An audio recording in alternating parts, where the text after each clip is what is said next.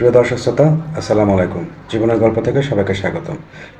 ক্যামেরার সামনে দেখছেন একটা বোন দাঁড়িয়ে আছে, শুনবো তার আজকে জীবনের গল্প। আপু, আসসালামু আলাইকুম। ওয়ালাইকুম আসসালাম। আপু, আপনার নামটা কি? আমার নাম আয়েশা বেগম। আয়েশা বেগম। আপু, আপনার বাড়ি কোথায়? আমার দেশের বাড়ি হলো মুমিসি। ময়মনসিং।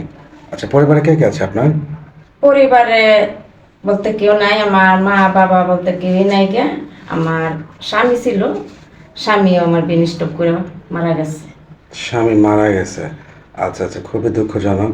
তো মানে আপনার বাচ্চা কাচ্চা হয়নি? না, বাচ্চা কাচ্চা হয়নি। বাচ্চা কাচ্চা নেই। বিবাহিত সংসার কতদিন ছিল? বিয়ের সংসার 5 বছর ছিল। 5 বছর। এই 5 বছর কি বাচ্চা কাচ্চা হয়নি? না, বাচ্চা কাচ্চা হয় না। আমার স্বামীর একটু সমস্যা ছিল। ও আচ্ছা আচ্ছা। ডাক্তারের দ্বারা গেছি, ডাক্তারের দ্বারা আমার কোনো সমস্যা নাই, হলো আমার স্বামীর সমস্যা ছিল। আচ্ছা আচ্ছা, বুঝতে পেরেছি। তো আপু, আমাদের এই অফিসে কেন আসছেন? আপনাকে অফিস হওয়ার উদ্দেশ্য হলো আমি একটা ভালো মনের মানুষ চাই, যে মন আমার সাথে জীবন সঙ্গী করতে চাই। মানে আপনাকে জানি যেন নি বোঝে, আপনাকে যেন সে ভালোবাসে, এরকম একটা হ্যাঁ। মনের মানুষ চাচ্ছেন। আচ্ছা, আমি যতদূর জানি যে ময়মনসিংহে একটা আপু আমাদের এই অফিস থেকে বিয়ে হয়েছিল, তার খোঁজ মানে পেয়ে আপনি এখানে আসছেন। হ্যাঁ হ্যাঁ, তার কাছে সব কিছু জানি না, আমার এনে আসা। আচ্ছা আচ্ছা।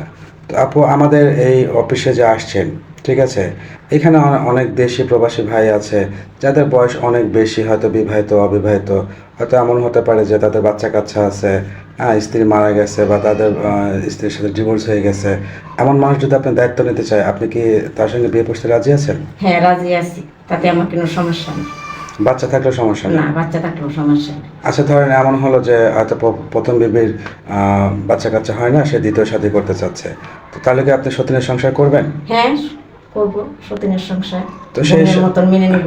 আচ্ছা আচ্ছা, তাকে বোনের মতো মেনে নেবেন। আর যদি বাচ্চা থাকে, সেই বাচ্চাটাকে আপনি কোন চোখে দেখবেন?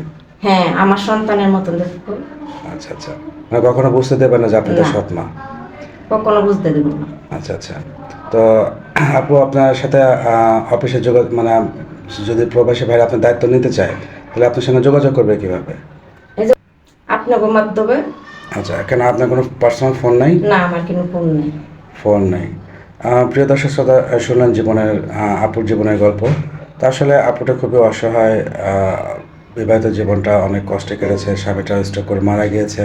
যদি কোনো সহৃদয়বান ব্যক্তি আপুটার দায়িত্ব নিতে চান, হ্যাঁ, তাহলে আমাদের ভিডিওতে দেওয়া যে ইমো হোয়াটসঅ্যাপ নাম্বার দেখতে পাচ্ছেন, এতে যোগাযোগ করবেন।